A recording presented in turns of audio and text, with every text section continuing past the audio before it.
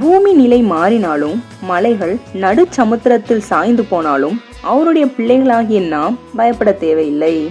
ஏனென்றால் தேவன் நம் நடுவில் இருக்கிறார். அவர் நம் பட்சம் நிற்கிறார். ஆதலால் நாம் ஒருபோதும் அசைக்கப்பட மாட்டோம். அதிகாலையிலே தேவன் நமக்கு சகாயம் பண்ணுவார். ஏனெனில் நீங்கள் அமர்ந்திருந்து நானே தேவனென்று அறிந்து கொள்ளுங்கள் என்று அவர் கூறுகிறார். நம்பிக்கையுடன் அவர் சமூகத்தில் காத்திருப்போம்.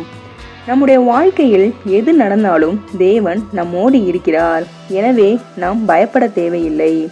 நம் வாழ்க்கையில் என்ன இடையூறுகள் வந்தாலும் இயேசு நம்மோடு இருக்கிறார். அவர் எல்லாவற்றையும் பார்த்து கொள்வார் என்பதை அறிந்து நாம் அமைதியாக இருக்க வேண்டும். அவர் சமூகத்தில் காத்திருக்க வேண்டும். அப்பொழுது அவர் நம்மை பாதுகாக்க வல்லவராய் இருக்கிறார்.